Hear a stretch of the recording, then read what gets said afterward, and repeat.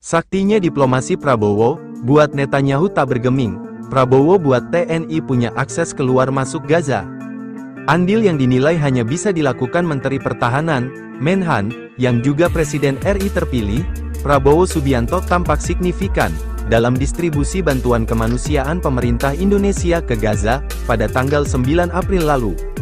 Menjelang Idul Fitri kemarin lusa yang dirayakan sebagian besar warganya, Gaza dihujani paket bantuan kemanusiaan yang datang dari langit, secara harfiah.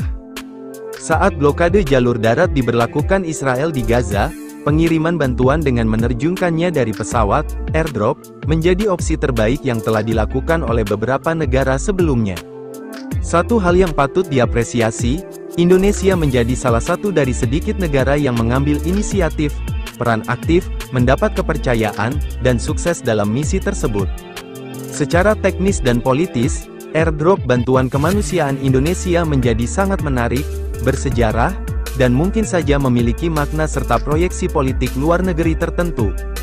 Utamanya, yang terkait langsung dengan peran dan probabilitas visi politik luar negeri Prabowo, dan bagaimana negara lain meresponsnya. Mengapa demikian? Keberhasilan membawa Indonesia memberikan sumbangsi konkret berupa airdrop bantuan ke Gaza, Palestina, sekali lagi, menjadi bukti bahwa Prabowo merupakan sosok yang turut memerankan peran sebagai diplomat ulung. Telah dijabarkan bahwa Prabowo merupakan diplomat tipe Maverick. Dalam publikasinya yang berjudul Diplomatic Leadership in Times of International Crisis, Cornelius Bejola menyebutkan 3 tipe diplomat, yakni Maverick diplomat, Congregator diplomat, dan Pragmatis diplomat. The Maverick merupakan sosok diplomat yang memiliki ambisi yang kuat dan selalu ingin negaranya unggul. The Congregator adalah diplomat yang selalu ingin membangun konsensus dan menjembatani perbedaan, dan The Pragmatis adalah tipe yang mengejar hubungan mutual asalkan menguntungkan. Namun, dalam interpretasi yang lebih komprehensif, dikotomi itu kiranya tak sepenuhnya relevan mengingat Prabowo dapat memenuhi kriteria sebagai Maverick, Congregator, maupun pragmatis dalam dimensi dan case tertentu. Bagaimanapun, peran sebagai diplomat yang diaktualisasikan Prabowo, sebagai pivot dalam airdrop bantuan kemanusiaan ke Gaza, tetap sangat menarik sebagai pintu masuk interpretasi, lebih lanjut visi kepemimpinannya ke depan. Penyaluran bantuan dari Indonesia sebagai bentuk solidaritas kepada Palestina diketahui berkat andil relasi Prabowo dengan Raja Yordania Abdullah II. Dalam keterangan resminya, Kementerian Pertahanan, Kemhan, menguak peran Prabowo yang telah berbicara kepada Raja Abdullah II, sejak tanggal 12 Maret lalu mengenai keinginan Presiden Jokowi menyalurkan bantuan ke Gaza.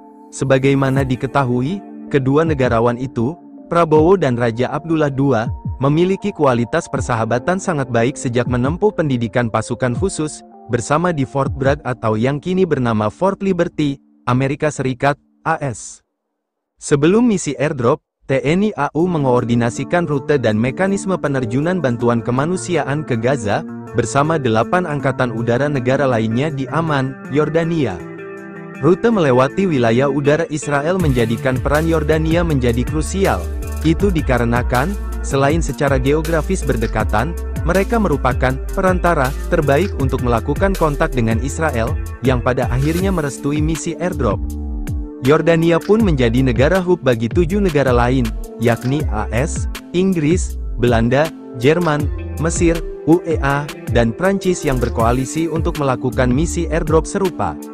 Langit Gaza yang panas dengan roket dan rudal serta wilayah udara Israel yang sangat ketat, terlebih bagi pesawat militer asing, menjadikan misi airdrop membutuhkan sinergi dan relasi kepercayaan yang kuat.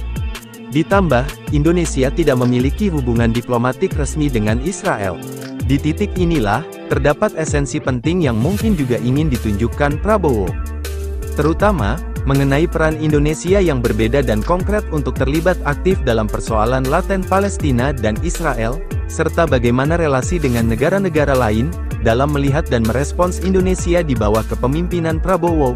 Dalam beberapa waktu terakhir, isu barter normalisasi hubungan dengan Israel, berjalan paralel dengan status keanggotaan Indonesia di Organisasi Kerjasama dan Pembangunan Ekonomi atau Organization for Economic Cooperation and Development, OECD.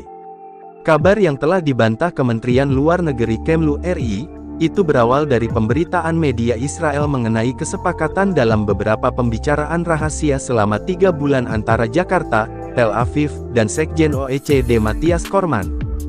Normalisasi itu disebut akan mengakhiri penolakan Israel terhadap pengajuan keanggotaan Indonesia ke OECD. Kemlu RI menegaskan, posisi Indonesia yang tak berubah dalam mendukung kemerdekaan Palestina, dalam kerangka solusi dua negara, utamanya, kondisi di mana Israel mengakui Palestina sebagai sebuah negara berdaulat. Meskipun tak memiliki korelasi secara langsung maupun tak langsung, isu tersebut tampak beriringan dengan kemungkinan pesan tersirat, di balik airdrop bantuan kemanusiaan Indonesia ke Gaza. Namun, dinamika isu Israel-Palestina yang berulang dan tak kunjung usai hingga kini membuat politik luar negeri Indonesia, yang di balik layar menjalin kerjasama di aspek tertentu dengan Tel Aviv, tampak kaku dan tidak jujur. Di tengah kondisi kekerasan repetitif Israel terhadap Palestina, dan kutukan Gangaru Indonesia yang selalu mengiringinya, sikap politik yang revolusioner kiranya memang sudah saatnya diwujudkan, apalagi Prabowo dinilai memiliki segalanya untuk memberi peran terkait perdamaian Timur Tengah.